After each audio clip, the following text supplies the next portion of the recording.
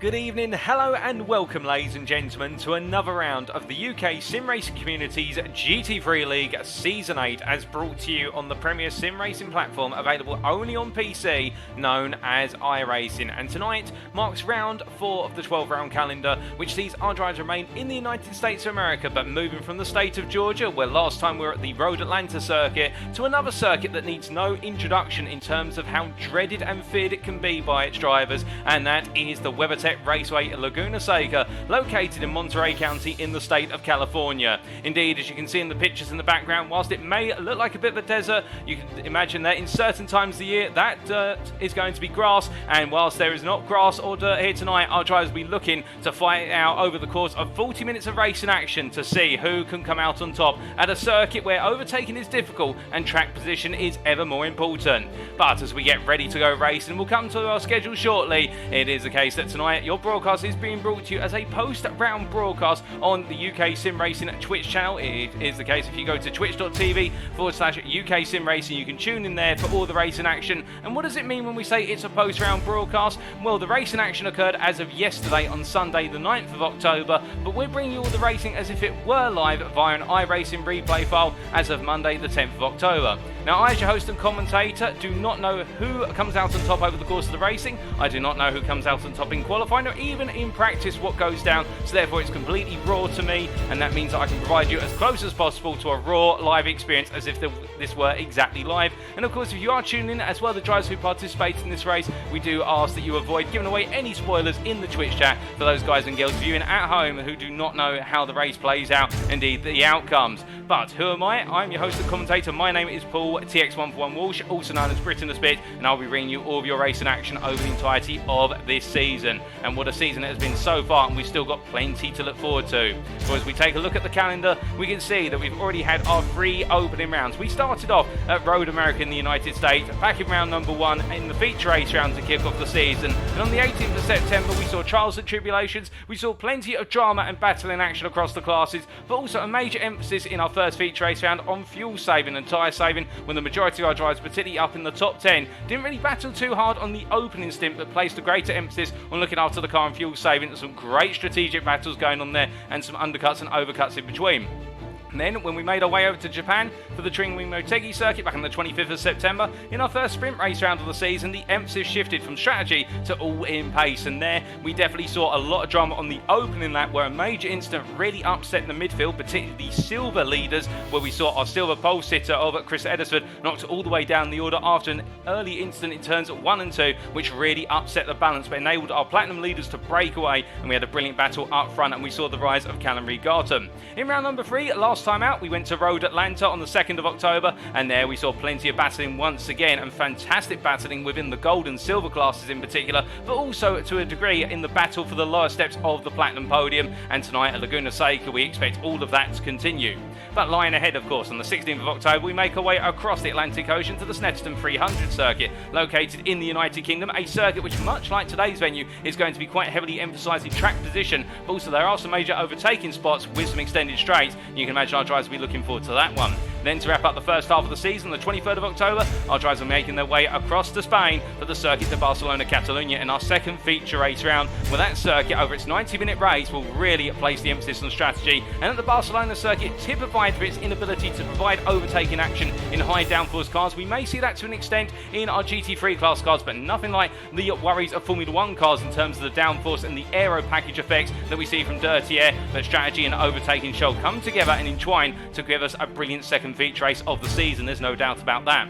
After the first half of our season is complete, we don't take a pause. We go straight away into round number 7, which will be our first live broadcast at the Oschersleben circuit, recently introduced to iRacing. That'll be on the 30th of October for another sprint, and we continue the theme of sprint rounds with the Circuit of the Americas in round number 8, where we head to the state of Texas on the 6th of November, and then we make our way across to Japan once again for the Suzuka circuit for another live broadcast on what is the 13th of November. And the Suzuka circuit, of course, no stranger to championship defining battles and moments, and quite recently, of course, and not to spoil Formula 1, do just cover your ears right now if you don't want any spoilers, but at Suzuka we did have a major championship deciding moment there quite recently in the Formula 1 2022 championship. I won't say exactly what happened to avoid too many spoilers. Then round number 10 will follow, the Vuskogan circuit, where we'll have a feature race round and also a live broadcast on the 20th of November, a circuit that's very new to iRacing, indeed new to many a driver, and some may never have heard of it. And in the penultimate round, we'll be making our way back to the United States for the final time for the Indianapolis circuit on the 27th of November, our final sprint race round of the season, and then we'll be bringing it all to a close and bringing the curtain down on the 4th of December with the Red Bull Ring. That'll be our last feature race round, indeed a classic circuit with its full length, its multitude of straights, its sweeping corners as well, and what better place to bring things to a close than at the Red Bull Ring.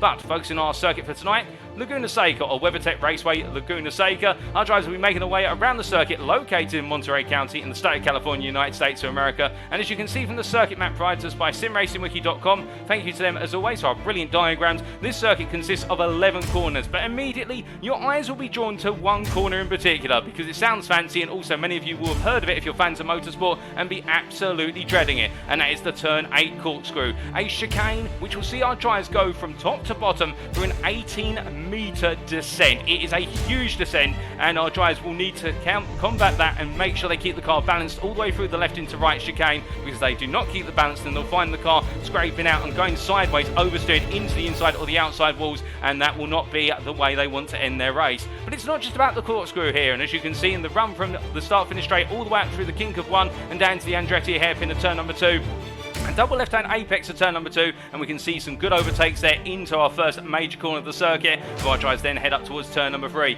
A right-angled right-hander where it's a very late apex, and our drivers will be looking to try and nip their way to the inside, but the ideal line is on the outside at turn number 3, and overtaking is very difficult to that corner.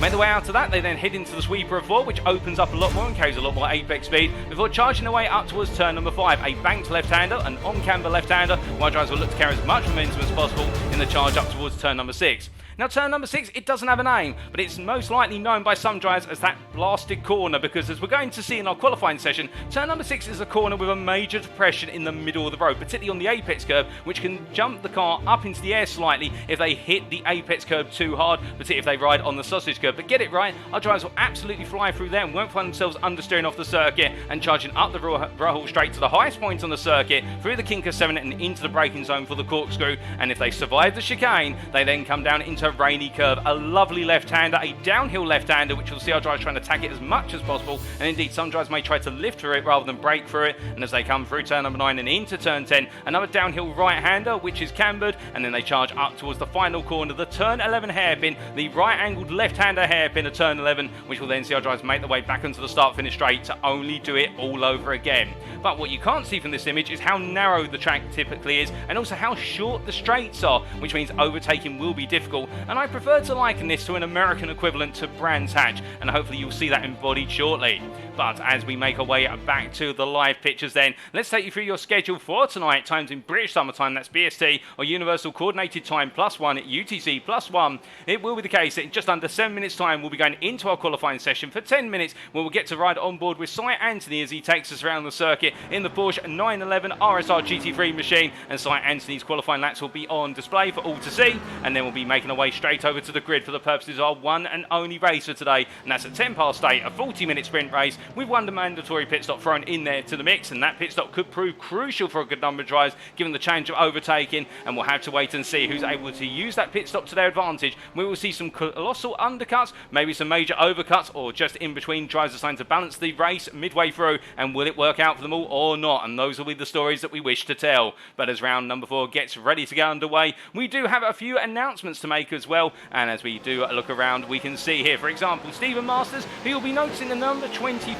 Porsche as he makes his way through turn number 5, has now got the silver banners and boards, and on our timing board as well, you'll see that he's got a grey sash against his name, which indicates he is now part of the silver class. We have made our way past the first 3 rounds, and that means we have seen some reseeding or realignment of our drivers to driver classes, and Stephen Masters being one of our drivers who has been reassigned from gold to silver, and we wish him all the best too in his new class, and how he gets on there, we look forward to seeing how that occurs. We also do have Damien Lobbit, who's not in attendance tonight, as I'm to understand it, who has been promoted from the gold class to the platinum class, and our gold championship leader is going to leave a huge vacuum behind, and we're looking to see who is going to take hold of that vacuum and take command of the gold championship in his absence from the class now, as he returns to the class that he raced in Season 7 of the GT3 League.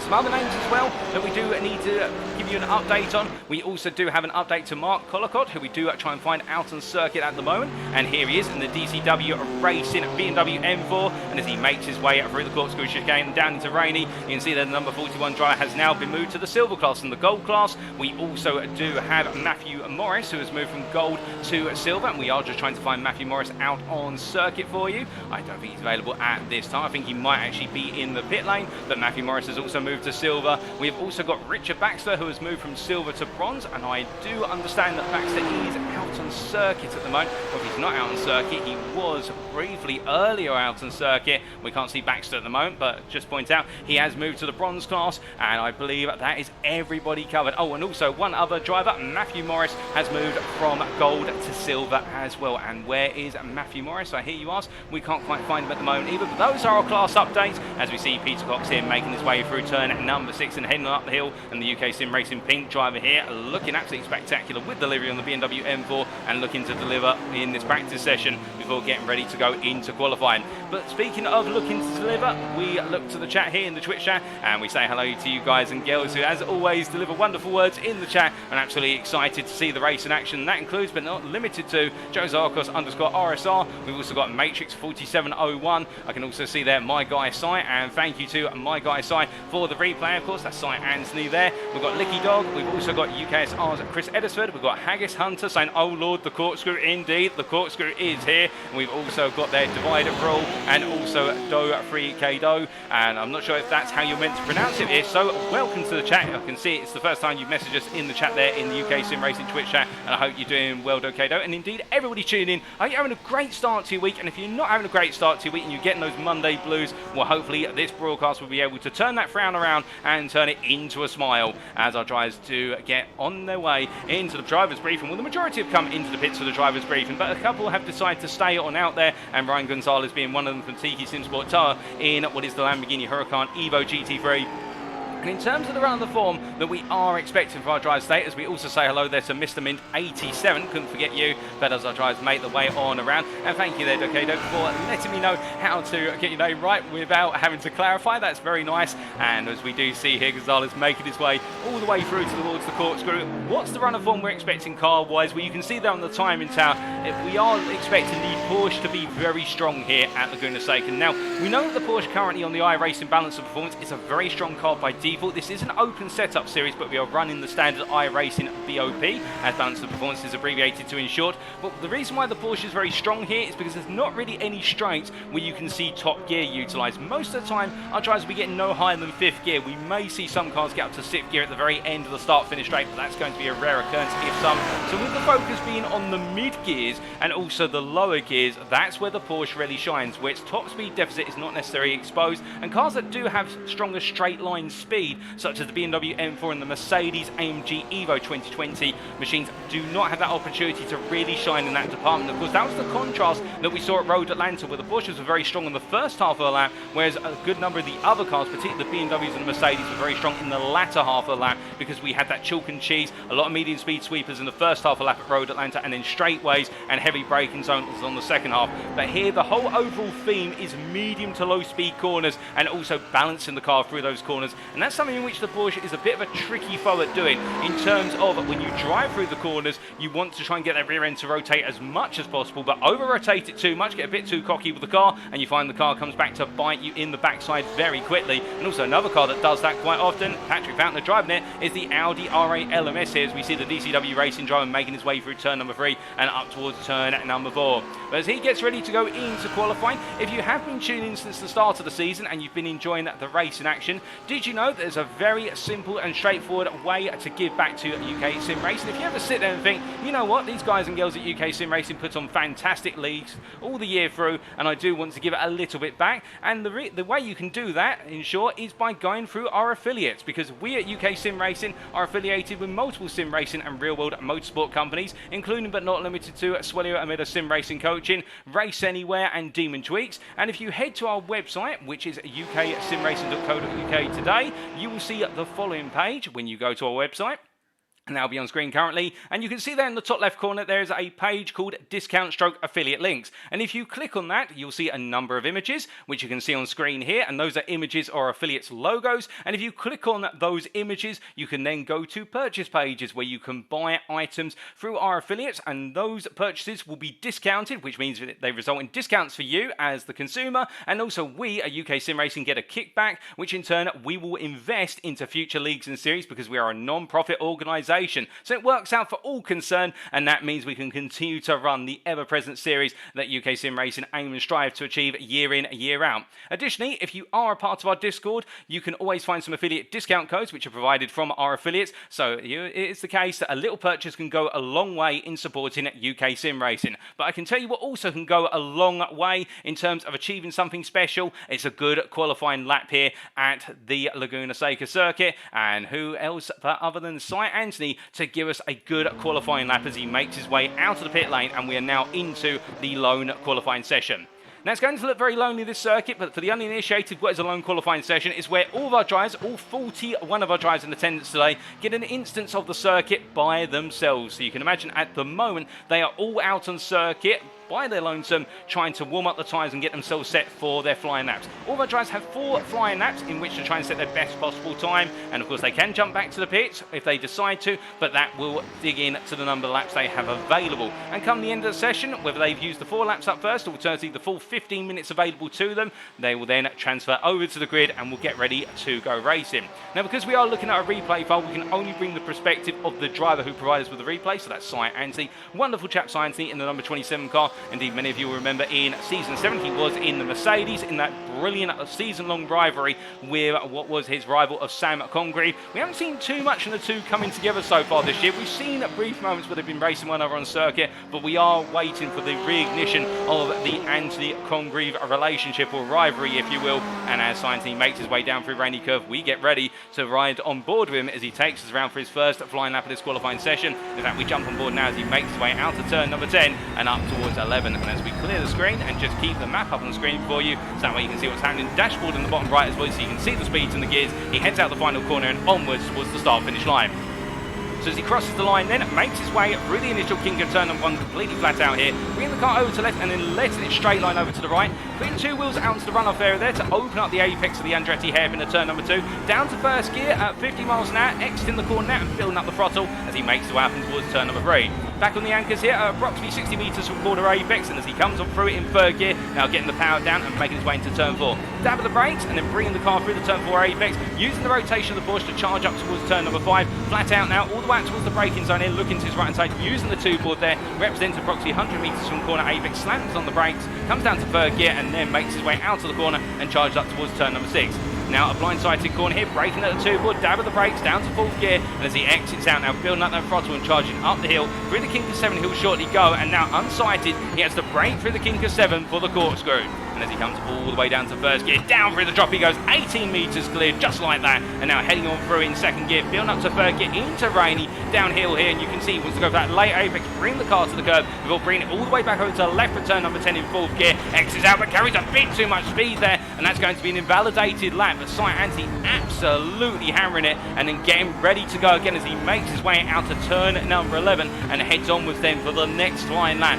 That is how hard you want to push it, but he pushed it a little bit too hard, so the lap will not count when all is said and done, but that would have been a 20.235 if it had counted. Now we look to the exterior cameras here as he makes his way on down through the Andretti hairpin once again. but the lap absolutely fast. There's no doubt about that in terms of how quickly that lap comes around. It's all about that momentum here at Laguna Seca. You want to carry so much speed from corner to corner, but of course get too greedy with the throttle, get too greedy with that momentum, and you'll find the car wants to drift off circuit. And as soon as you put a wheel beyond the asphalt and make your way out onto that sand, that dirt, that gravel, that's where the car starts to be pulled away from the circuit, and it's very hard to bring the car back without incurring a time penalty or running even further wide. As we see there, Science once again just attacking turn number 5 a little bit too hard, just about in the track limits there. I reckon 2 wheels on the white line. In fact, he's going to abort it there. It was invalidated. He's going to make his way back to the pit lane, so he's yet to set a legally representative time, but he still does have 2 more laps in which to do so. As he makes his way out of the pit lane once more, now I think he's going to have to think about, okay, does he turn the wick down slightly, perhaps turn it down to 95% for the first flying lap, and then maximise it to 100 for the second one. And that's one of the other things as well, which is why I liken this circuit to the American Brands Hatch, is because Brands Hatch, very similar constitution in terms of the full Grand Prix circuit, has a lot of medium speed apexes and also some very slow hairpin style corners. It also does have some elevation changes, nothing as particular as the corkscrew chicane in terms of how massive that jump in elevation is, but you still do have some notable elevation changes, particularly the run to Hawthorns from Surtees, and also the run all the way from Westfield Bend down through Dingledale up towards Sheen and then into Stirlings. And here you can see that elevation change building up over the course of the lap. And a little bit of known trivia about this circuit: you can see over 90% of the circuit by standing on top of the hill that is in the middle of the circuit. It is considered to be, locally, as well as the ultimate informal hiking spot in California. In terms of, if you want to have a bit of a hiking experience, but you don't want to go up the side of a mountain or to a national park, just go to Laguna Seca Raceway, because you walk up that central hill, and we can't really see it too much here from the cameras today, but you walk up that central hill, and I can tell you, haven't walked up there in person, you will have an absolutely fire-killing walk, but in return, you'll be able to see every corner minus turn 6 on the top of the hill in the centre of the circuit, and it is a beautiful view, particularly when it's a sunny day. But right now we've got a load of cloud over the circuit, and as Science makes his way out to the final corner, he goes on to another lap. He's running out of time here to deliver as he heads across that timeline, and what can he do this time around as he makes his way through the Kinker 1 and down into 2. And again, you'll see they're putting 2 wheels beyond the white line. He's allowed to put 2 wheels beyond all 4, however, and that'll be invalidated. It's a very slippery surface there on the runoff area on the right hand side into turn number 1, into turn number 2 I should say. The reason they do that, of course, is to open up the corner, and also it takes away a little bit of the traction on the right hand side times and can cause the car to start to want to wobble in towards the apex a bit. And then this Porsche having a little bit of extra rotation. Well, getting greedy with the rotation is one thing, but Cy Anthony keeping it under control very nicely.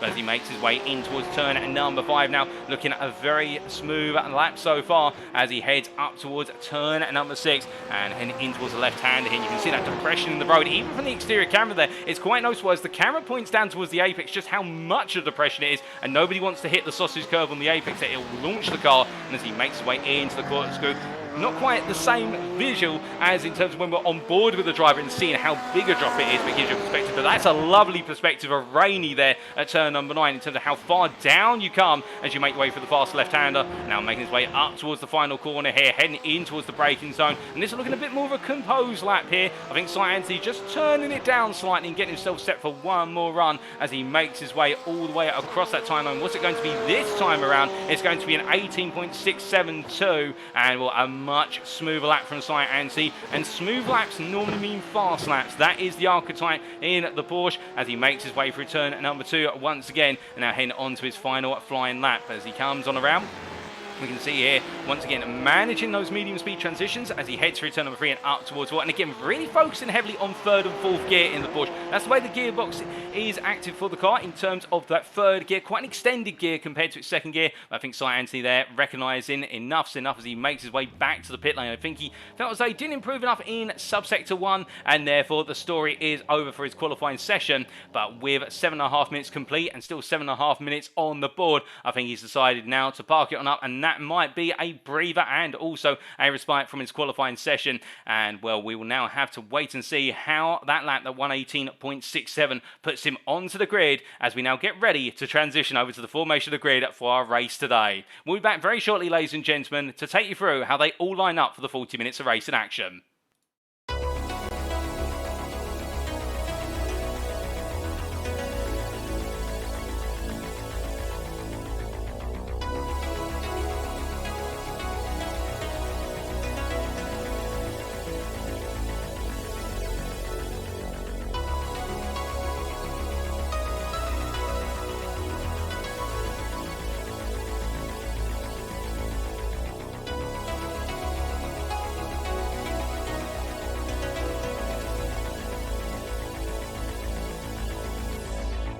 Alrighty, ladies and gentlemen, without further ado, this is how our drivers line up for round number 4. Starting on pole position then in the Platinum class, Jonathan Hitchin from Symphony Esports White with a 1:18.629. In the end, out-qualifying St. Anthony by 0.04 of a second. On row number 2, we'll have Paul Busby and Dominic Roberts there, both Platinum drives for Effect Esports. They line up together. Joshua Pratt taking gold pole position in P5. Congratulations to the privateer. He's joined by Joe Zarkos on row number 3, with Brandon Hay and Martin Tillian on row number 4, the two gold drives qualifying very well. Then behind them, we have the combination on row number 5 of Joe Newman and Nathan Foster, the two Simmer and racing drivers. 2 by 2 they come, it would seem, for a good number of the rows here, with James Acklam and Peter Cox on row number 6. Then behind them on row number 7, Shane Abbott, followed by Stephen Masters. Stephen Masters taking silver pole position today. Congratulations to Stephen Masters on his debut in the class, with Daniel Weaver and Casper Brotner line up on row number 8. Then on row number 9, we have Chris Eddersford and Mark Collicott, the two silver drivers there, with Collicott in his debut, qualifying well for DCW Racing. Matt Edmondson and David Larson there on row number 10, with Edmondson taking the bronze pole position.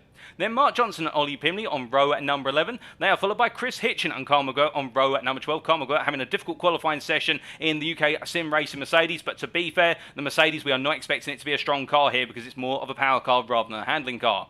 Behind them on row number 13, Colin Patterson from Tiki Sim Sport Tower, joined by James Connolly, the bronze driver, doing another stellar qualifying session, with Murray Luca and Rob Armstrong on row number 14, and then Joel Amos and Daniel Pays on row number 15. Daniel Pays not in the strongest of qualifying sessions, but you can be certain to expect him to battle hard. Then we have on row number 16, Tyson Melenda and Sean Cranley-Swash. They line up together, the two silver drivers, on what is row number 16, with Darren Sharples and Reggie Greenfield on row at number 17. The two bronze drivers there qualifying well, evenly matched, and we look forward to seeing how they get on, with Ryan Williams and Ryan Gonzalez alongside one another on row at number 18 there. And then behind them on the last couple of rows, as the gridding process is complete and the safety car will be leading our drives around on the formation lap shortly, we have Sean Clark and Callum Reed-Garton. Callum Reed-Garton not setting a qualifying time today, not able to get a time down, and therefore he's starting P38, but watch out for him. He will come through the field very quick, given the pace he's shown in the last couple of rounds. And then we do have Austin Kratorix and Patrick Fountain on our last complete row of row at number 20, with Jeremy Grand not setting a time for BRM Racing, starting last but not least in P41. But as all of our drivers get underway on the formation lap here, manual double fold, rolling starts, of course, as is the tradition of GT3 class racing, we do get ready to go racing, and we look a little bit closer down, and well, Jonathan Hitchin here, he's scored big already in terms of taking pole position. And the simple reason for that is he will have track position all to himself up front. He will have an entirety of clear space in front of him, at least for the first few laps. And the idea being, if he can hold on to that lead come the end of the first 4 to 5 corners, then he can really start to eke out an advantage. However, the drivers behind him, St. Anthony for example, and also Paul Busby and Dominic Roberts, you can imagine for them, they'll want to try and put the pressure on Jonathan Hitchin as soon as possible, for the simple reason they will not want to let him get any composure, and instead will want to frustrate him and force him into an early error. Because of course, as we saw in qualifying for St. Anthony, little errors can very quickly become much more pronounced, and as our drivers make the way on down here up towards turn at number 5, we can see in the midfield Chris Hitchin there with P24 as his qualifying position, not the strong, in fact P23 I should say, not the strongest qualifying session from the Symphony Esports black driver from the United Kingdom, but he'll try and do his best. And also we do have, and I should have pointed this out earlier, we do have a couple of debutants today, including Daniel Weaver from Germany, the number 30 driver, in the rare unicorn machine, which is the Ford GT. And well, it's a car that's not normally favoured in the GT3 class on iRacing, but he's gone for it. And we also do have James Acklam in his first round of the series today. He'll be making his way around in the BRM Racing number 15 Porsche as he comes on down the hill, and we get ready to go racing shortly, and we wait for Jonathan Hitchin to take our drivers to the green.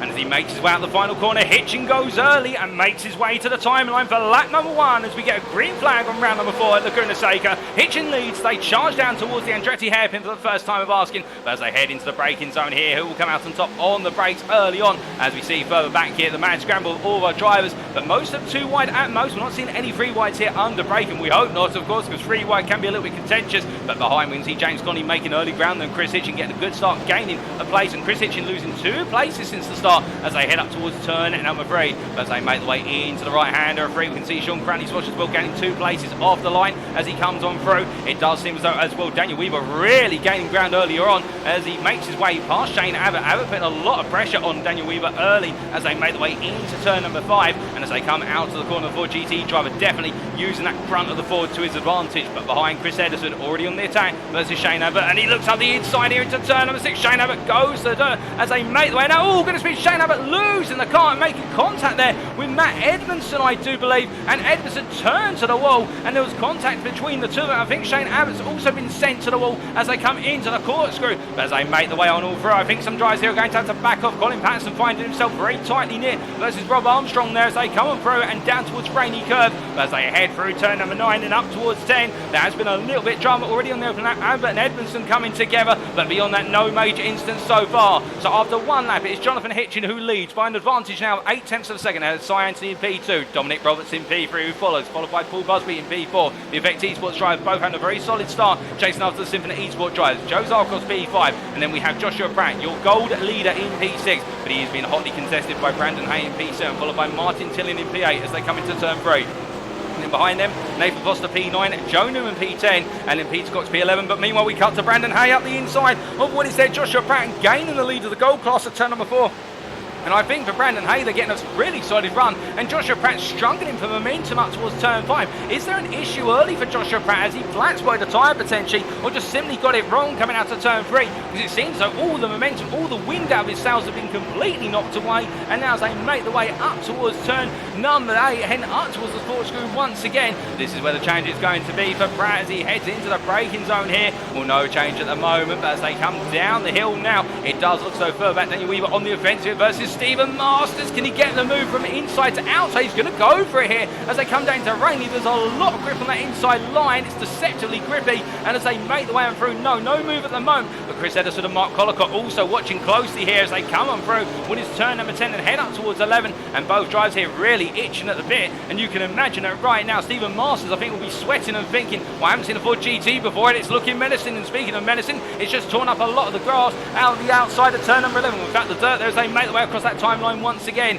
As they head down towards the braking zone for turn number 2, in towards Andretti, a bit further back James Conley on the offensive versus Mark Johnson, and we ride on board here with the number 46 driver as he pursues Mark Johnson, who we do believe, based on the pace we've seen from all our bronze drivers this season so far, Mark Johnson does seem to be the fastest one-lap pace driver of the group. But we have seen how that bronze class is very closely contested when it comes to extended race pace, and James Conley no exception to that rule, and right now chasing after Johnson in the Ferrari 488. Johnson, of course, in the Porsche in front as they make the way in towards turn number 5. But Conley here, I think, just hanging back a little bit as he comes through the left-hander and heads up towards where it's turn number 6. But as we look from them to a bit further around the field, we instead look up the road to Joe Zarkos here, who we cut to. Oh, goodness me, and what on earth has happened to Dominic Roberts there? A whack to the wall, and Zarkos gaining the place on Paul Busby. I think there's been a little bit of an incident involving a couple of these drivers. In fact, I think Roberts getting a bit wrong, and there was a move between Zarkos and Busby, and as they make the way in towards the final corner here, Will Zarkos up towards P3 and looking good so far as he continues to cut his way through the field. Meanwhile, behind that is Shane Abbott, who's a lap down, having to let the field come through, as meanwhile Joshua Pratt going on the offensive as they make the way through 1 and down towards 2. I think Zarkos making a move to the inside into the chicane and making it work, and speaking to try and make moves to the inside, Pratt trying to get past Brandon Hay after being passed by the Mercedes driver earlier on as they head out of 2 and up towards 3. No change so far, but meanwhile, speaking of changes, we can see a little bit further back James Acklam also in the offensive here versus the gold driver Peter Cox, the platinum driver, trying to come on through. And if you're wondering how we can tell who's platinum through to bronze, if they've got a blue sash against the name, they're platinum. If it's a yellow sash, gold. If it's silver grey, it's silver, and if it's brown, it's bronze. And as they make the way up towards turn number 5, Acklam right now trying to gain overall position, not class position, as it comes to the corner. Bit of understeer there, sends him wide, and that's the dirty air of the car in front, influencing the front end of the car as they make the way in towards turn number 6. But as they come charge on through, Acklam right now will need to settle it back down and look to go for it once again. Meanwhile, further back, Joel Amos here in P27, gaining 2 places since the start, and chasing after Sean Cranley's watch, one of our biggest gainers in front, with 6 places gained since the start, and when we went lights out and away, and as they make the way up towards the corkscrew once again, I think for Joel Amos at this point, he's really now just trying to reconsolidate ground and get closer to his gold peers. And the next one is Chris Hitchin up in P22 overall, as they make the way through the chicane once more. But as they come on down through Rainey, Callum Regarton we said keep your eyes out for him. He's gained 8 places already, not putting in a qualifying time. He started all the way from the back of the field, and he's chopping and changing his way through positions very quickly as he looks for the move here versus Verlander. And as they make the way into 11, he's up the inside here. I think Tyson Verlander giving him the space, knowing it would be futile to keep what is the Platinum driver at bay. And as they make the way up towards turn number 2, now I think Verlander will be hoping to reap the rewards of his labour, the fruits of his labour, by hugging the back end of Callum Regarton as he tries to cut his way further through the field. But speaking of cutting the way through the field, we're hearing that Matt Edmondson's been involved in another incident. Meanwhile, Patrick Falcon here looking up the inside of Reggie Greenfield, battling with the bronze driver, goes very deep into Andretti, and as they come out the corner, well, Reggie Greenfield right now thinks he's got Carl McGirt trying to go all the way around the outside. Can he get it done? And in fact, Carl McGirt can, and Reggie Greenfield down that inside taking a bit too much curbing and losing the momentum of the car as he makes his way through turn number 4. And now I think his rival Darren Sharples in class is also going to say, mind if you let me come on through as well? And I think at this point Greenfield's going to look back, but hold up a second, we've had a major incident further up the road, and Jonathan Hitchin, well, what on earth has happened to Hitch? I think he's had a spin at the chicane. We can't take a look back, and there's a car parked there. That's not James Ackland, that's Paul Busby, who's literally parked on the apex of raining, just waiting there with all the field coming on through. Well, 2 drivers there right at the top have got it wrong. Busby's jumped to the pit, so we know there's something wrong with the car there. He's had a major shunt in the car, and I think that for Willis Jonathan Hitchin, we may also see the same. We're going to try and soldier on right now. There is Jonathan Hitchin down in P10, having led this race for a couple of laps. Now it seems as though that lead position has not favoured him at all, and as he makes his way down to turn number 2, what exactly has happened we don't know, but something has gone wrong, and that now means a driver who qualified P2 is now your leader, and that is Cy Anthony as he heads out of turn 4 and up towards turn number 5, and he's got quite the gap of 3.3 seconds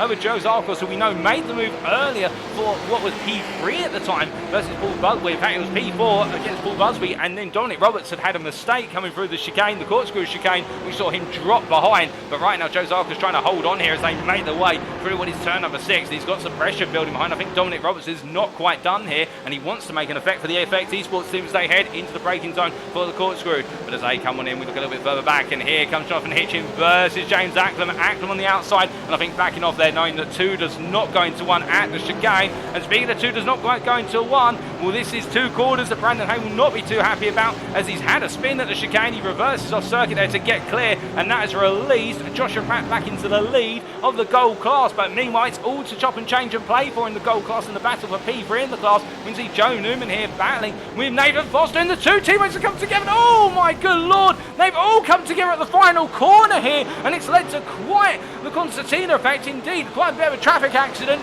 And that is, to give you an idea, that's Daniel Weaver, Peter Cox, Joe Newman. I believe those are the 3 main wounded individuals there, but we've also got more drivers who've come on through, as now this really releases a huge chunk of the field to come up through the order. And the one who's doing the most here, Chris Edison, who gets elbowed a little bit wide there, coming out of Andretti by looks of things, by Wiz Casper Brotner, and Casper Brotner is now your silver leader, and it's up to P7. He has gained 5 places in that instant alone, and Brotner right now is seizing at the opportunity. Now I think Edison won't be too happy that he might have been given a little bit of a cold shoulder coming out of Andretti, but sometimes that's the way you've got to get it done. And as they make the way up towards turn number 5, Collicott now under pressure for Daniel Weaver, and David Larson just behind it. It's the rise of the silver class today. They are coming through the order like a pack of animals, and you love to see it, as right now we've got silvers in P7, P9, 10, 11, 12, and in fact 11 and 13, not 12. That's a gold drive Daniel Weaver between them. I think right now Daniel Weaver's going to feel as though he's the odd one out, and even more so in the Ford GT, as it's the only one registered in this series. So they make the way on down the hill.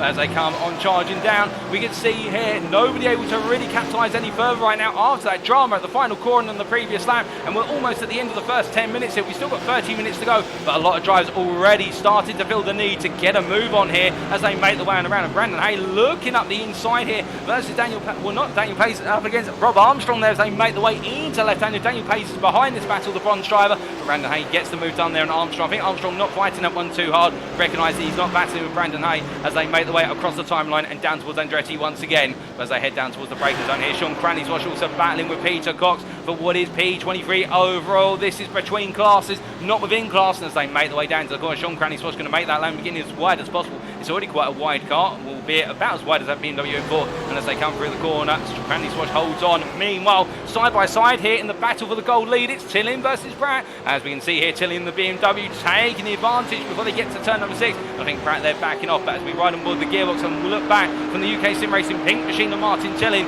Well, we have already seen that Joshua Pratt has been passed for the lead once, and he'll find his way on back. He's got some war wounds on the front of that car. You can see that front left bumper from the driver's perspective, right hand side from our camera's perspective, has got a few graze marks then that may be hurting the front aero balance of the car. We do know that there's quite a sizable splitter on the front end of that Porsche as they make their way through turn number 10, and right now Pratt is just going to try and hold on to the rear of Tilling and see if he can come back later on, perhaps in the next couple of laps as they make their way through turn number 11. But you see both drivers are pushing hard, and Pratt going a bit too beyond the limits as they make their way across that timeline and onto another lap. But meanwhile, it's all chop and change further down the order. I'm hearing that James Ackland's been involved in an instant, and he's just rejoined what is turn number 10. Meanwhile, Callum Regarton here trying to battle with James Connolly, and James Connolly right now really making sure to try and hold that position here versus the Platinum driver. He's unplaced as Ackland's into the pits. We saw him there briefly at the top of our camera, and he's going to drop down the field like a stone. As meanwhile, Regarton here has now got a bronze driver who does not want to give way, and fair play to Connolly, as we can also see Daniel Pace here battling side by side with Chris Hitchin, but the bronze driver here finding that the gold driver on his inside is not going to give way as they make their way into turn number 3, and Regarton cuts up the inside of James Connolly into turn number 3 and gets the move done. But indeed, between classes, our bronze drivers really getting their elbows out today. Once again, it's not just Pace today, it's also Connolly, as meanwhile off circuit there, it's Callum Regarton. He keeps two wheels on the circuit, so I think that's allowed, carrying a lot of speed up in towards turn number 5 and up the inside of Daniel Pace here. And Pace must be thinking, where on earth has he come from? Has he come from the rallycross class or something along those lines? Because he's just literally made his way on through. And it really feds Callum Regarton to keep the car on circuit, pointing in the right direction, and then have the audacity to make a move like that, and now make another one versus Hitchin. Well, that takes a lot of boldness, and indeed, that's the talent right there as he makes his way on down the hill. But as they make the way on through, we can see a bit further back, and we can see the question there from Jacko Racing. What happened to Callum? I missed the start. Callum Regarton started from the back of the field. I do believe he didn't set a valid qualifying time, although I'm not 100% sure on that, and that's why he's chopping and changing his way through the field. But meanwhile, speaking of chopping and changing, you can see 3 GT3s all squirming for position ahead of Patrick Falconer in the Audi. That is Patterson, who's trying to hold position. That's P24 that Patterson's holding. Falconer P25 and Colm McGuirt behind the Platinum driver, P26. All three drivers in different classes. We've got Peter Cox into the pit lane, and well, in terms of is Peter Cox making what is his scheduled stop? Well, he's had a very short stop. It was only a 3-second stop, and I think Peter Cox may be going for an initial undercut, but we'll have to wait to see whether that bears fruit. As they make the way on down the ramp for Andretti once again. Well, we had a lot of battling in the midfield and the lower portion of the field between classes, but now let's come to battling within a class, and here is Stephen Masters, P4 in a silver class, and in front of him, that is Mark Collicott, and ahead of him, that is Chris Edison. They're battling for P2 in silver class, P8 overall, as they make their way in towards turn number 6, and as they come on through behind, that's Daniel Weaver, who is the gold driver in amongst the silvers here. He is the shark, and he's the wolf in amongst the sheep, we could say, as they make their way down towards where's the corkscrew, in and through the braking zone they go. Beautiful to see them all literally in the line of stern. They're all keeping it together, nobody's stepping on out. You imagine they're really all fighting at the steering wheel as hard as possible, but in sequence and that, it's like poetry in motion as they make their way down through turn number 10, but as they come running on them through the right-hander and up towards turn number 11. Nobody really gaining an advantage or disadvantage right now as they come up through another lap and on to the next one. They'll be going on to what is lap number 11 under race conditions here, and whilst the battling has calmed down a little bit now as time has worn on and we're moving our way into what is the second quarter of the race, we might start to see some pit stops coming up in the near future. Patrick Falcon has had an off track at the corkscrew, and that's dropped him all the way down from battling for P25 to P33. He's got James Ackland for company behind as they make the way on down the hill, but as they come charging on down, we do look back to this battle in the silver class. Well, here's your silver leader, Casper Brotner, and he's just left the rest of the silvers at bay for the time being. He's put 3 seconds between himself and Chris Edisford, and now Edisford has got the unwelcome company of Collicott and also Masters behind, and they're all looking at potential move here. I think what Chris Edisford can choose to do, he can back the pace up if he feels like he can't catch Casper Brotner. Instead, decides to do a little bit of lift and coast into the braking zone, so there's not really a place that you can force a move. He'll have to put full throttle down at certain points, such as the run through turn 6 up towards the corkscrew. But here, for example, he can lift off before braking about 25 metres and just save himself a tiny bit of fuel. There's no real way, unless you're fully alongside coming out to turn number 6 in the run up the hill through 7 and into the corkscrew, that you can actually really get the move on there unless you go for an absolutely huge lunge. But as we can see here, Chris Edison managing to balance the pace as they make their way through 10 and in towards 11. And as they come on through, we have got, oh goodness me, pointing in the wrong direction. That is Chris Hitchin. As we look to the blimp camera, and everybody making the way on around as Hitchin tries to move and then gets told, no, you still got more traffic coming. You're going to need to park there a little bit longer. We have got somebody coming down the hill. Oh, goodness me. And that was close. That was Williams coming on through. I think Williams there looking for the narrowest space to go through rather than the widest space. To be fair, they've cleared it. But Chris Hitchin, a very uncomfortable position there, and that's a spin through the corkscrew. And, well, many have done it so far today. He's not a stranger to that, and indeed he's not alone in that company as he makes his way down through turn number 9, but a difficult one there. Meanwhile, speaking of difficult moments, here is Joe Zarkos, who earlier on made a move into the corkscrew versus Paul Busby for position, and now in P2 in the Platinum class and overall, chasing after Cy Anthony's 2.2 seconds up the road. You won't quite see Cy Anthony in the camera shot. You saw him briefly there, just a small glimpse of him in the bottom left hand corner of your screen as they made the way into turn number 10. But Zarkos trying to hold off this man behind of Dominic Roberts from Effect Esports. They've got Jonathan Hitchin then a further 11 seconds back. Of course, Hitchin started off as the leader of this race, made an error at the corkscrew, lost a load of positions, and now he's having to regain the time he's lost. But Roberts trying to fight on through here as they cut their way between the drivers who are lapped down, and that is the combination of what is Clark and Acklam as they head into the braking zone here, and they're going to try and both go around the outside of Falconer. I think Patrick Falconer at this point will be thinking, steady on, chaps, I can only hide the car so much on circuit. As they make their way out towards turn number 3, well, they've navigated that, but that did look a little bit near the margins. They make their way through 3 and up into 4. Meanwhile, speaking of trying to make their way up the order, Brandon Hayes just found his way past ways Ollie Pimley for P13, but more importantly P4 in the gold class for him. Of course, he was leading the gold class early on until a spin at the corkscrew saw him drop all the way down the order towards the bottom end of the top 20. But meanwhile, speaking of somebody who's risen in all of this, and we talked a little bit about it earlier with regards to the silver class really starting to show their fangs, Mark Johnson. Here he is in P16, and right now the number 11 driver is your bronze leader, and he's comfortably your bronze leader by a significant margin. The next driver in class is Daniel Pays, who you see there in P18, who, to be fair, is lapping a little bit faster than Johnson at the moment, but it does seem as though Mark Johnson is trying to play with the gold drivers ahead of him, also staying with Callum Reed-Garton, who's just in front.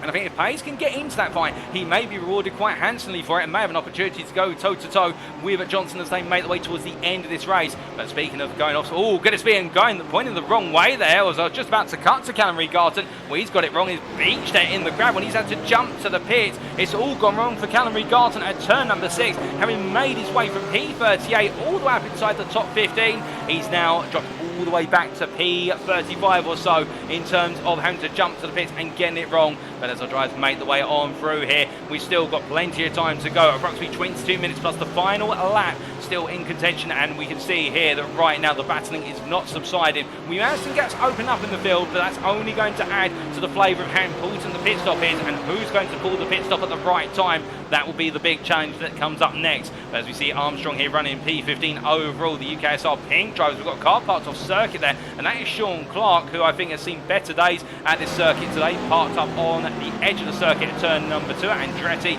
I think the Ferrari there having a bit of a spin under braking, and he's put it back on, so he's currently P35 and a lap down on the field as he makes his way in towards turn number 3, but still a soldier on, which due respect, that's what it's all about at the end of the day. Whether you're having a good day or a bad day, get it to the finish and get some points on the board. He's running in P8 in the bronze class, P34 overall as he makes his way through at turn number 4 and up towards 5. But he's got a bit of company coming up behind him, and that is the company of Sean Cranny-Swash, who right now has got to try and hold off Colin Patterson, and they're battling for P7 in the silver class, P18 overall, as we ride on board here with Colin Patterson from Tiki Sport Tower.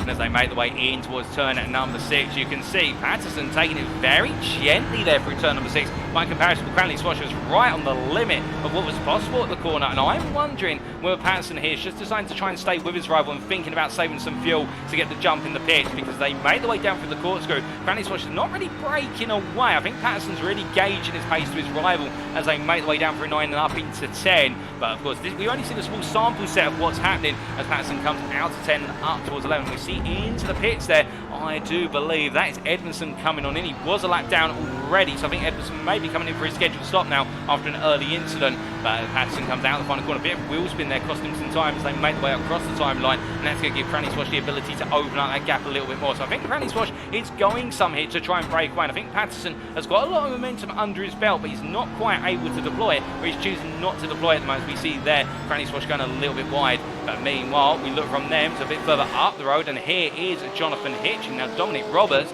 has had, oh my goodness, and Roberts there missing the bonnet of the car. Well, I think for Dominic Roberts, that is a sign of something going very wrong early in the lap. And I'm hearing in my ear there was a bit of a whack to the wall at turn number 6 coming out at the left-hander of 6. Went wide and hit the wall, and the number 44 driver dropping down from P3 to P4. And I think he does have the calls to come into the pits to do repair work to the car as he makes his way through the very tight pit entry. But it is not going his way at all. And that relinquishes into P4 Martin Tilling from UK Sim Racing Pink, your gold leader, who leads the class across the timeline now at the halfway point of the race. And he has got an advantage of 2 seconds from Joshua Pratt behind. Now, we have seen Pratt has fallen back a little bit over the last couple of laps, but he is matching the pace of Tilling. I think Pratt has decided to go for the idea of keeping Tilling within 2 seconds and is focusing now more on strategy. We are expecting some scheduled stops to be on the card soon. We do have one underway. That is Stephen Masters. He is our first, we believe, scheduled stop on the cards. He has come in from what was about P13, and the privateer now parked up and with that being released. Where is he going to come out in all of this?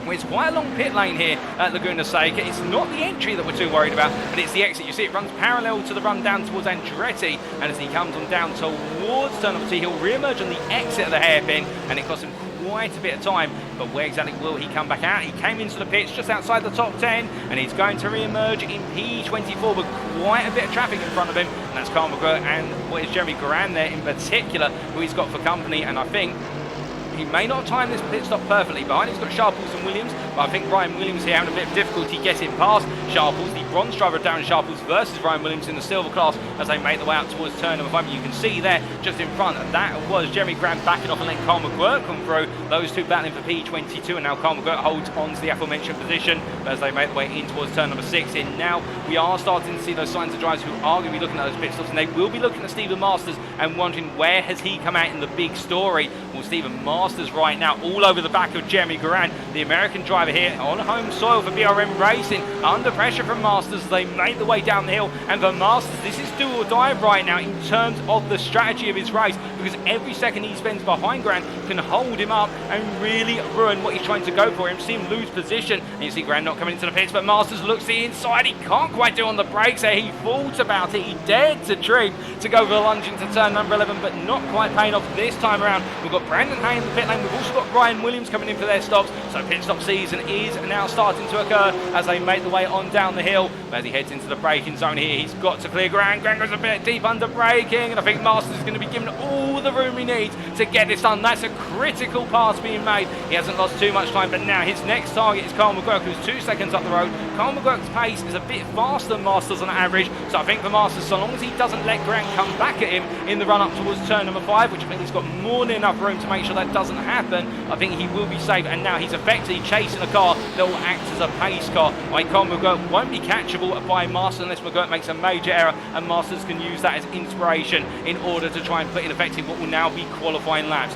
Meanwhile, a bit further up the road, we're talking about the battle for inside the top 10 in the silver class, and that's overall, but we're really talking about battling for P2 in the class itself. Here is Chris Ederson, and we talked about earlier, and I saw a number you mentioned in the Twitch chat, all aboard the Chris train, in terms of all aboard the Chris Ederson train, because he did seem to be building up quite the jam of cars behind him. Well, he's still acted as the cork in the bottle, and behind he has got Mark Collicott here, who cannot find his way on through as they head up towards turn number 3. But to be fair from Chris Ederson, he doesn't have to give up the position. This is all battling for position, and he's doing exactly what he does best here, which is running his race and running it smart as he makes his way through turn number 4 and up towards 5. And for Collicott, the initiative will now come to him. Does he come in early in order to try and undercut Ederson, or does he try to outlast Ederson on circuit, or does he try and force the move? And I think for Collicott here, given the body language of the car coming out of turn number 5, he might try and force this move soon. He does look as though he's running a little bit faster at the moment. In fact, you can see they're running a bit wide out of turn number 6, and that's a sign he is pushing it hard. But as they make the way up towards the corkscrew here,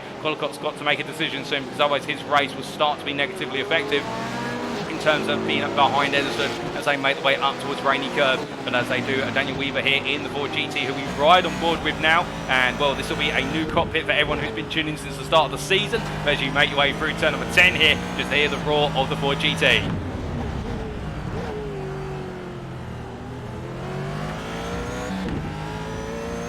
He builds his way up through the gearbox here, of course chasing after Collicott and Ederson and keeping it nice and smooth right now. Weaver on his debut in this series and on the hunt here versus the two silver drivers. Of course, not really battling within class anymore. The other two drivers ahead of me, he's third in gold class. His two rivals are Pratt and Tilling, who are a long way up the road by comparison. They're the best part of 16 to 17 seconds away and fighting their own little battle for the win of the gold class here today. I think for Weber at this point it's about consolidating this P3 and trying to pick off some more overall positions to give him overall points in the championship as he makes his way through turn number 4. But you can see there how the car's been affected by the double drive of the two cars in front of him, just not having that front end rotation that he would like as he makes his way through turn number 5. And we do know this Ford GT is quite a heavy car, and with the engine being behind the drive, mid-engine rear-wheel drive, despite it's quite rotational in terms of the centre mass behind the driver in that dirty air, that does make the front end really want to stick. But as he heads up the hill, he gets a nice run, but I don't think it's going to be enough as he heads into the corkscrew. In fact, backs off just in time. But as he makes his way through at the corkscrew, we look a little bit further back down the order shortly, and we do hear that Rob Armstrong just fallen behind Dominic Roberts. Roberts making his way up into P13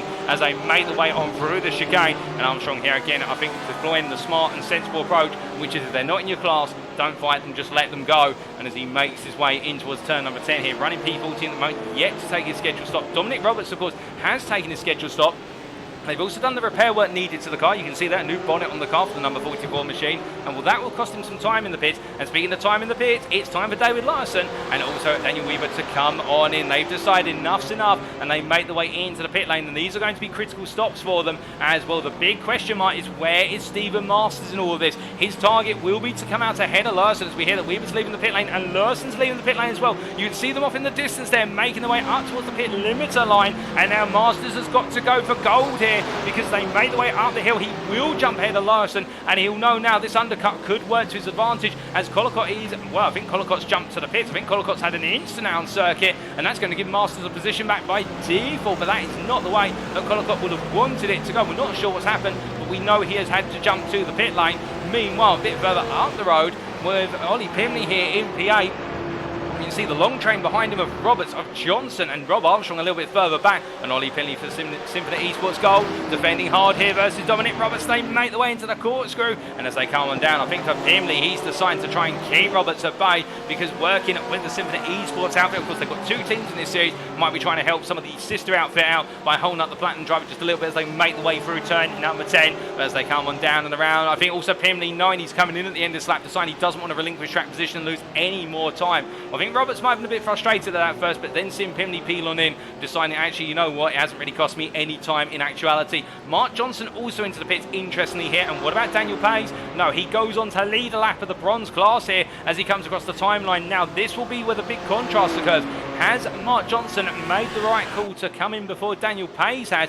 Will he get clear track and therefore be able to deliver the outlaps he needs to beat the number 8 BMW? As we see here, Pays making his way through Andretti, but as he comes through the long left-hander and now up towards the right-hander, return number 3. We've got plenty of pit stops going on at the moment. Johnson already making his way out of the pit lane, should be said. Ollie Pimley as well. Where are they going to fit into the natural order of proceedings as they make the way on down? Well, so far, well, we're hearing this hold up a second. We're hearing the site antis at the moment. And that's, oh my goodness, and we're coming back on circuit there. Makes his way into the pit lane. A spin at turn number 10. Well, it tries to push beyond them. We saw Science, of course, in his qualifying laps go very wide initially at turn 10, which come back to haunt him in the race. I think there might be some repair work on the car, but that means now, for the first time today, Joe Zarkos is now your leader in the 444 machine. And with only 12 minutes on the clock to go, plus the final lap, Zarkos is looking quite comfortable for the potential win here, because he is the only leading driver overall in the Platinum class yet to make a major error. Now, I'm not wishing on him. I don't want to be the commentator's curse here by making it, so he does have a mistake late on the lap. But Zarkos seems to be keeping his head cool here under the Californian sun and delivering where everyone else has made an error as he makes his way through turn number 6 and up towards the corkscrew. He charges,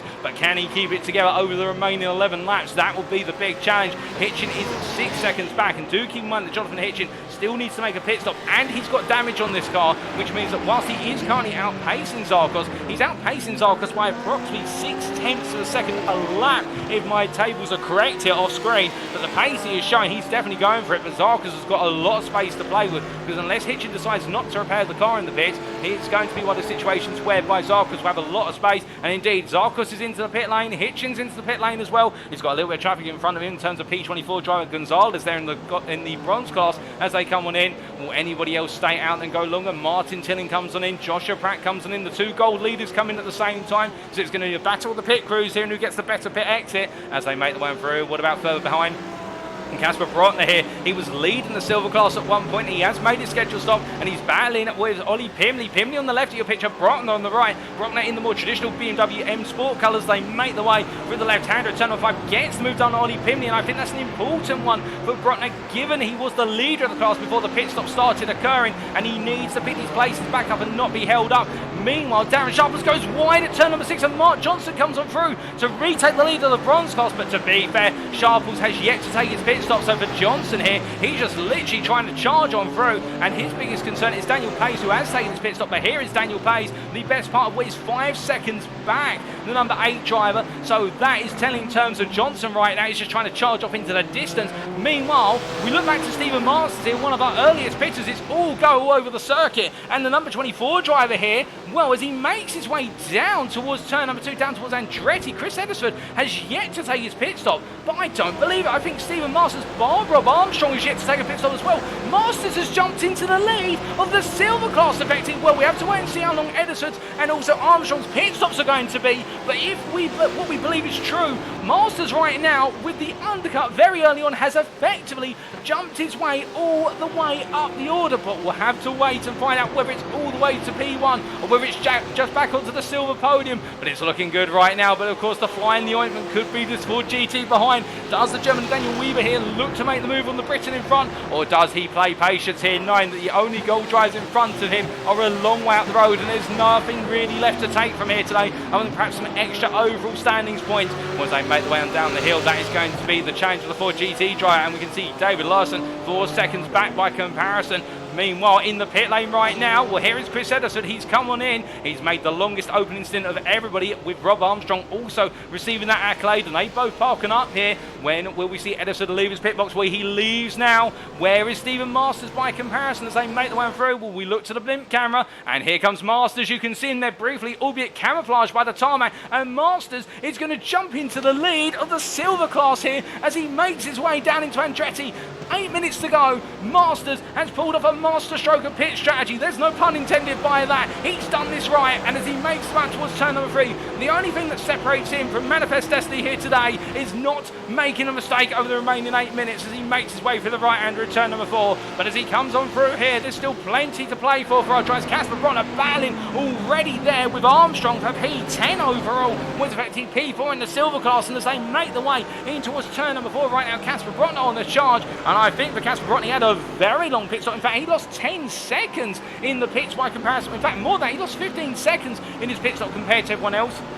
I think there may have been an issue with the pit stop. Perhaps they got it wrong with regards to dropping the car down. But as they make the way up towards turn at number 6, this group of drivers right now, Casper Brotner knows he's got a lot of pace in the car. Well, that time has definitely cost him very dearly, and that that approximately 10 to 15 seconds would have put him right up towards Stephen Masters. So it has gone the wrong way for Brotner. But right now, given he's got 7 minutes left on the clock, can he get any closer to Larson? Well, David Larson, by comparison, is 8 seconds up the road. I don't think he's going to be able to get any further. I think P4 in the class is the best he's going to get here today as he makes his way on down towards turn number 11, barring any unexpected instance, of course, but we'll have to wait and see.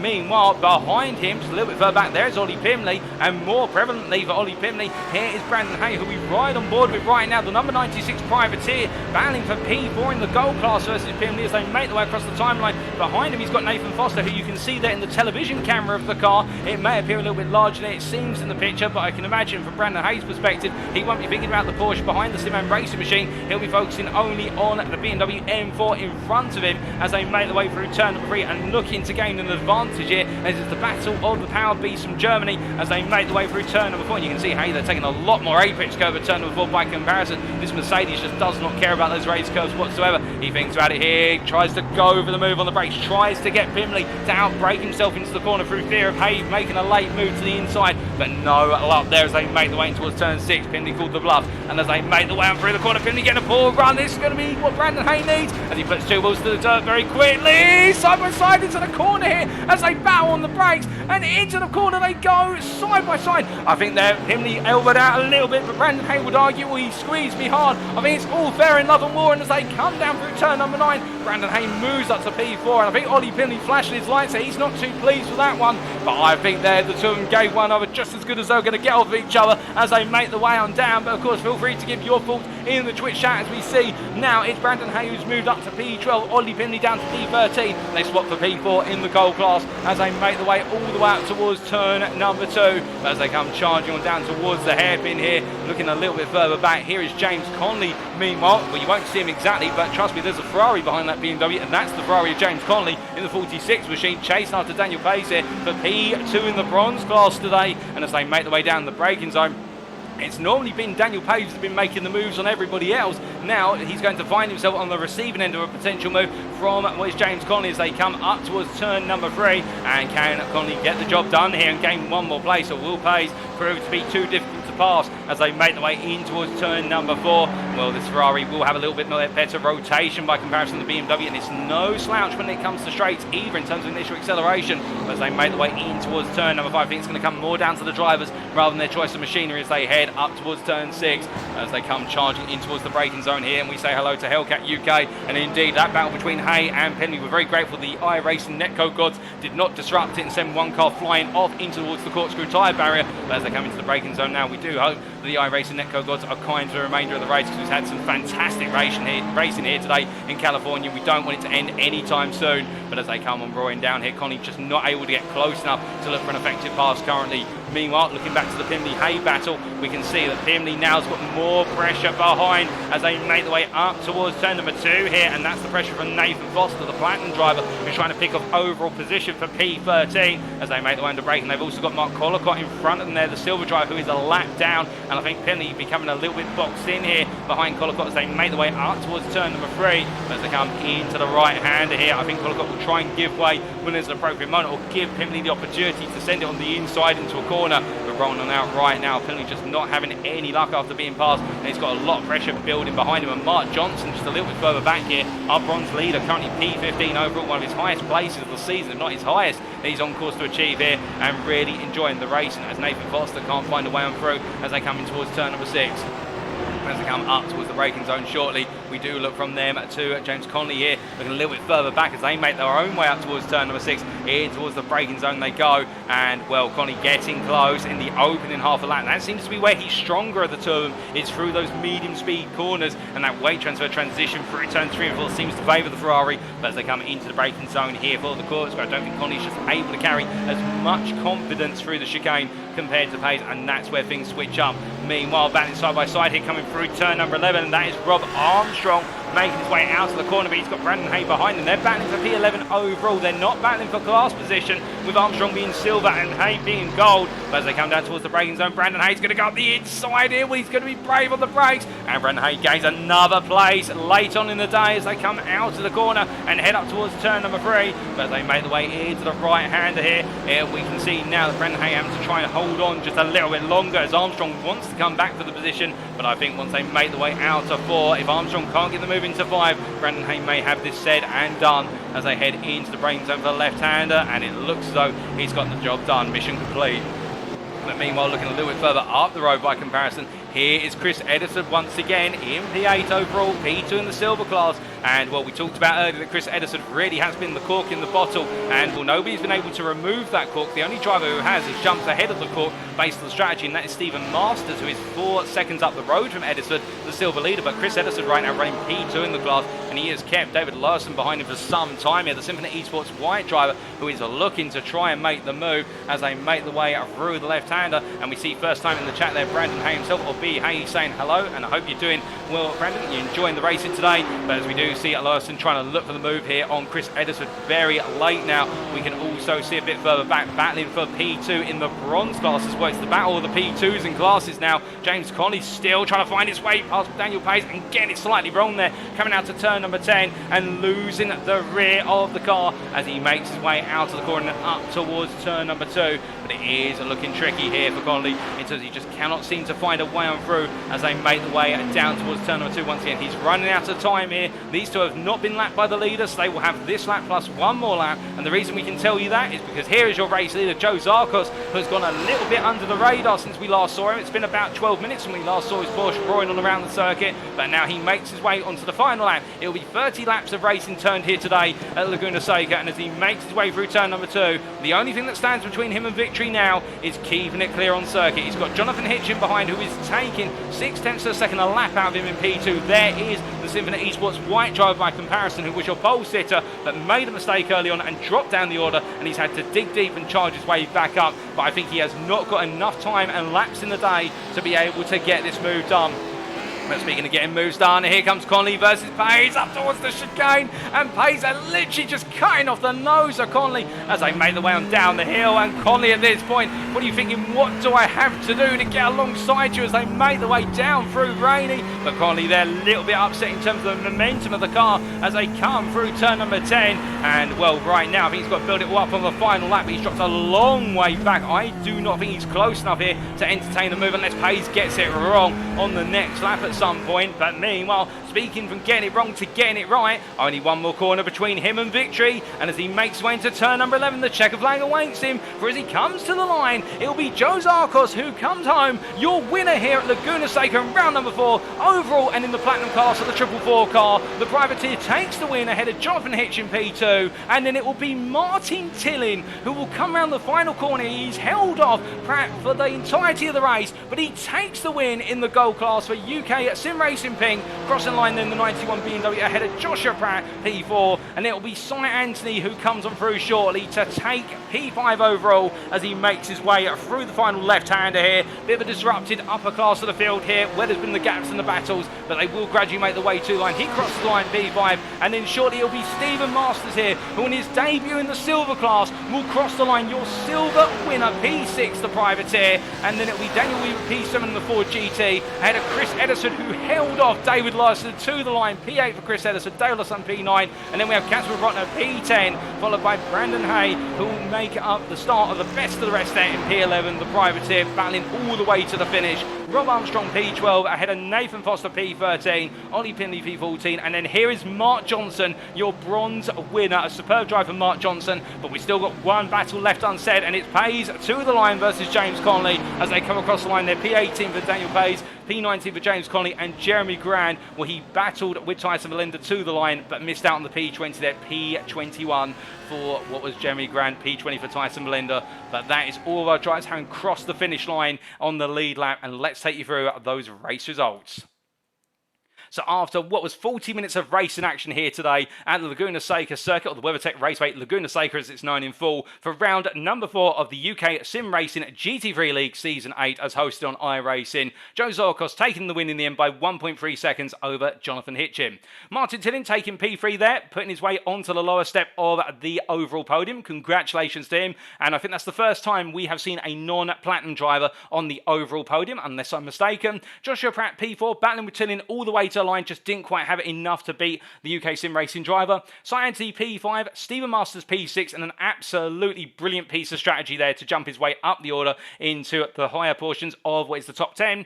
Daniel Weaver P7, Chris Ellison P8, David Larson P9, Casper Brotner P10, ruined what could have been if it were not for a slow pit stop, which cost him 13 seconds in the overall proceedings. That would have put him right alongside Stephen Masters when he left the pit lane, and then Brandon Hay P11, the best of the rest there. But now coming on to the individual classes, this is how they finished in the end. We start with the Platinum class, Joe Zarkos taking that win, of course, ahead of Jonathan Hitchin. Cy Anthony P3 there, and Cy Anthony having an absolutely stellar qualifying session, but an early mistake costing him dear. But indeed today, it seems as though the Platinum class really the victim of its own pace. A lot of mistakes being made, a lot of instances within the Platinum class. You see the top 2 there, and the only driver who did not get it wrong all race, arguably, was Joe Zarkos. Everyone else had an instant or a mistake somewhere, and Cy Anthony there, P3. Nathan Foster, P4. Carl McGirt, P5, fighting his way all the way through, but just not having the pace in the Mercedes for UK Sim Racing. Dominic Roberts, P6. Callum Reed-Garton, who came all the way from P38, almost to the top 15, only to get it wrong and beached in the gravel trap at turn number 6.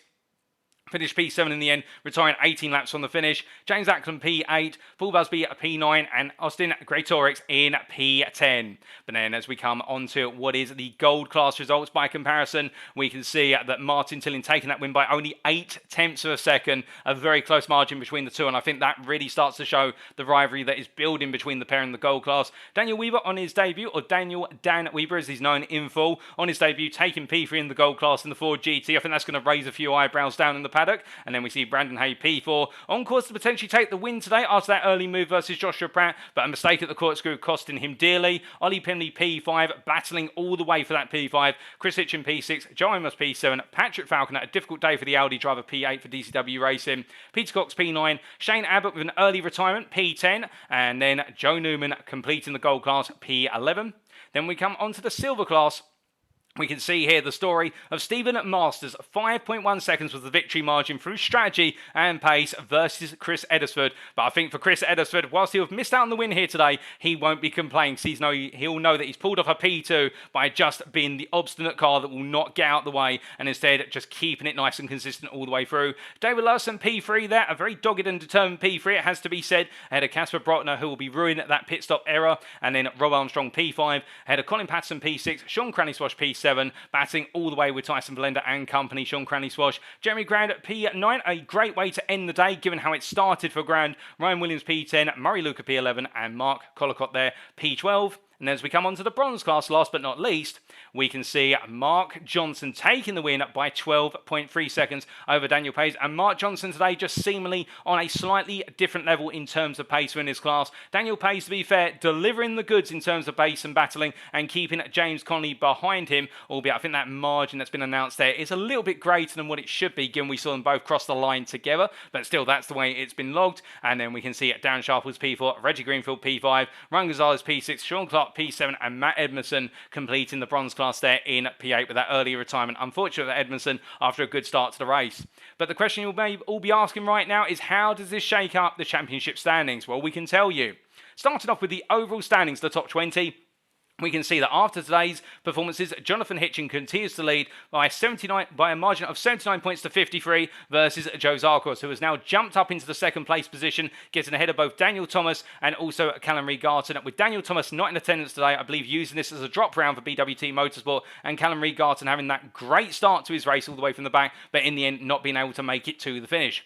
Damien Lovett promoted to the class, not in attendance today. As a result, this will be a drop round for him. He stays P5 there, with Martin Tillin P6, and then we can see what is Joshua Pratt P7, Cyan T P8, Carl McGirt P9, Nathan Foster P10, and then Dominic Roberts just slipping outside of the top 10 of the overall top 20 standings here, now in P11 for Effect Esports.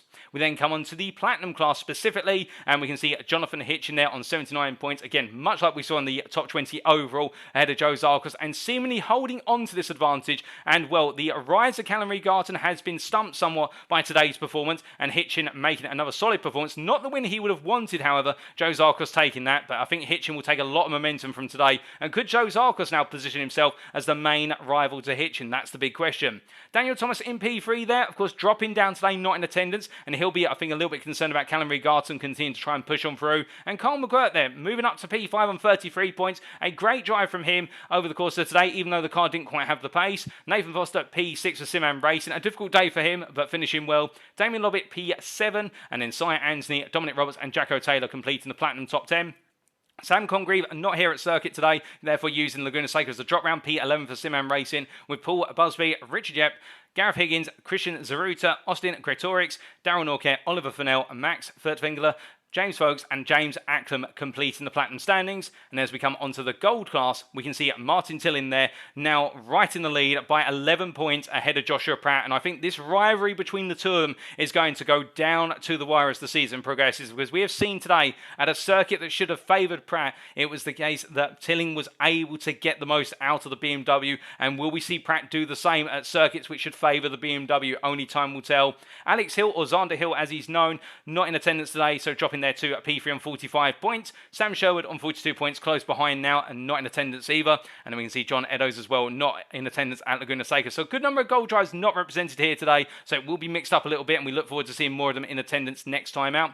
Chris Hitchin there, good score today, moving himself up into P6, now 4 clear Shane Abbott, who had a dismal day at Laguna Seca, Joe Amos P8, Peter Cox P9, Ollie Pimley P10. Ollie Pimley getting some major points on the board, putting him up to 18 points, enabling him to jump ahead of Joe Newman. And on his debut, picking up 16 points, Daniel Dan Weber there in P12 for the Ford GT. He'll definitely be continuing to try and rise through the ranks as the season progresses. Of course, with him joining us in round number 4, that means his number of drop rounds has been used up for the most part, and that's going to put him under a bit of pressure, but I'm sure he'll be able to withstand that. Brandon Hay, also a solid result there into P13, only behind Daniel Weber based on result countback. And then we do have Stuart Brown, Patrick Fountainer, Ryan Moles, Billy Mann, and John Watt completing the gold standings. Then we come on to the silver class standings.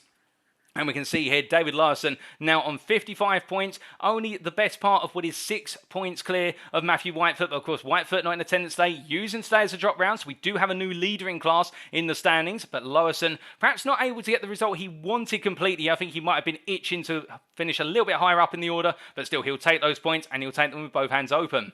Matthew Whitefoot P2, we look forward to seeing him return hopefully in a week's time with Tyson Blender P3.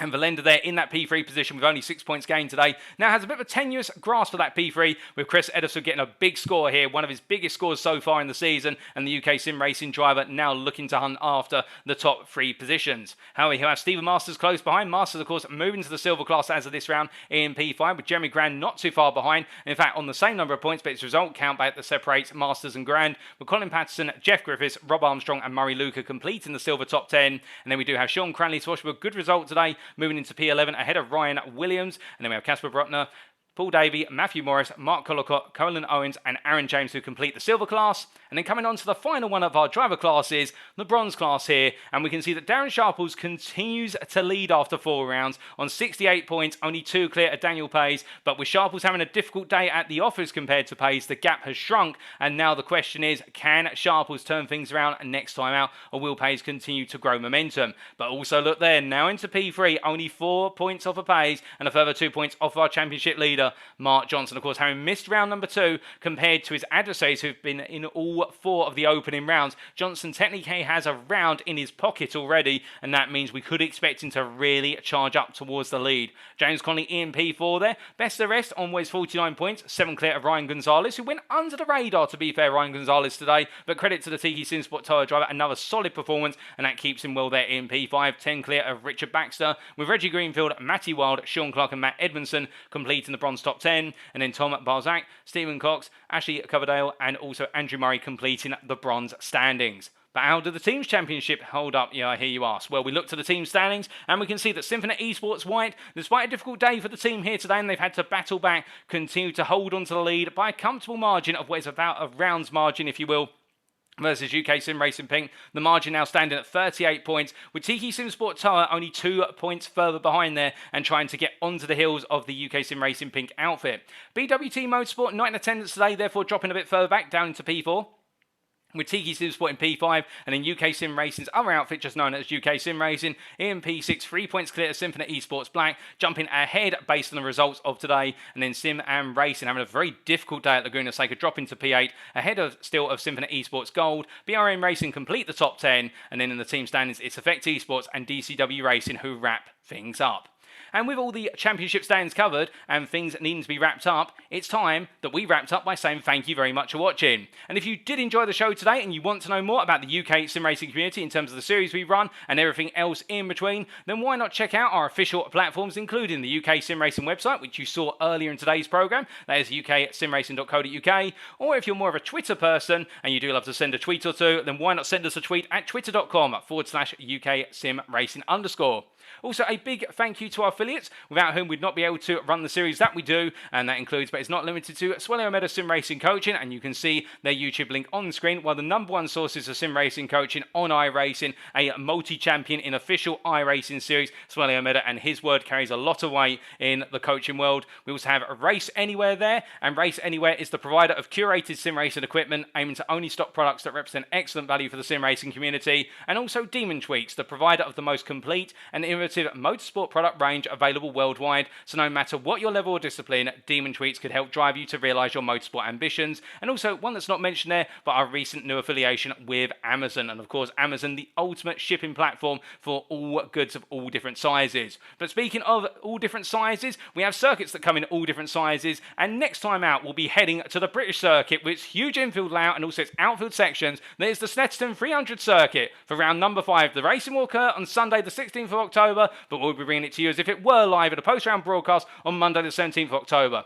Who can keep their head through the tricky circuit? We'll have to wait and see, but until then, ladies and gentlemen, it's goodbye from us at UK Sim Racing. It's goodbye from me as your host and commentator, Paul TX141 Walsh, also known as Britain Spit, depending on what media you follow me on. And until next time, remember to stay safe, stay well, stay smiling, and most importantly, remember to stay on track. Good night.